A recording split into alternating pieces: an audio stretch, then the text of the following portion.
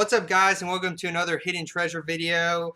If it seems like I'm distracted tonight, it's because my brother's over here playing League of Legends, so I'm going to try to stay focused as possible, even though he's probably laughing at me over there. But tonight I'm going to be talking about the movie Monsters, and I'm going to tell you why that I really enjoyed this movie.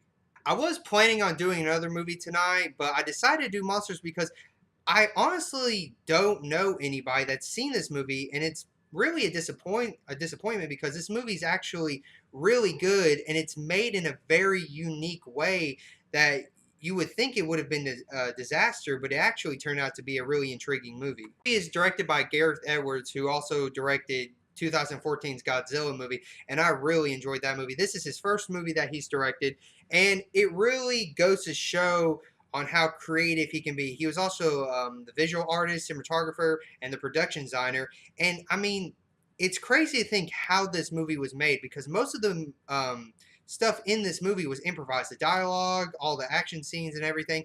And even the special effects in this movie were created on a laptop. So it's pretty surprising that this movie didn't turn out to be a disaster. Scott McNairy's character, Colder, as he's tasked to bring his boss's daughter out of Mexico. And basically, what's going on is 6 years before this happens, a NSA probe was sent into space to collect evidence on alien life, and basically, it crashes back down into Central America, and now we have aliens running all over Mexico. And I really don't want to say too much else about the story because it would be a disservice to the viewer. But it's definitely a movie you want to watch and get invested in the characters because there's a really good chemistry between the two main leads, Scott McNairy and Whitney Able. Because at first the two really don't get along well at the beginning, and then when they go on this journey to get out of Mexico, they start to get to know each other a little bit more, and the chemistry starts to really shine because a lot of this dialogue that goes on between the two of them is really realistic because it's all improvised, and it's in the scenes where they have these conversations with each other that really shine. Now, don't go into this movie expecting, a full blown monster movie where every 5 minutes there's something huge and slimy on the screen. It's not really that type of movie. The movie is more interested in these two characters on a small scale instead of like a big budget monster movie.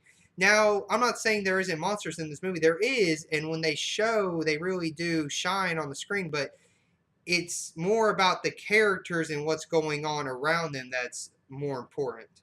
And when the creatures show up, it's really impressive to just think that Gareth Edwards was able to create these really beautiful looking aliens just on a laptop. And any scene that they're in, it really makes an impact. And it's just crazy to think that this movie was made the way it was. Like everything was improvised. Like any act, or I don't even want to call them actor, but anybody else who's in a scene besides the two main leads were just random civilians that they just pulled aside and said, "Hey, just say these couple lines or improvise a little bit," and then they just went along with it. They just filmed it, and it worked really well. Like it made it seem more realistic, in my opinion. Now, a lot of people probably go into this movie would probably be a little bit more disappointed because they're probably expecting, big action scenes and stuff like that. This is more an intimate story, and it's slower, which at times it can be a little bit too slow for even for me, but I really enjoyed the dialogue and the way the two leads had chemistry together. And even when the aliens come on the scene, I still really enjoyed seeing all that. So it's not really a movie for everybody, but just take it from me. It's a really well made movie. It's surprising that this movie wasn't a disaster. And I'd have to say, if I was to give this movie a score, I'd probably give it like an 8.5 out of 10. So there's another hidden treasure movie that I think you guys should go watch. It might be on Redbox. I actually think it's on Netflix if you guys just want to go and check it out.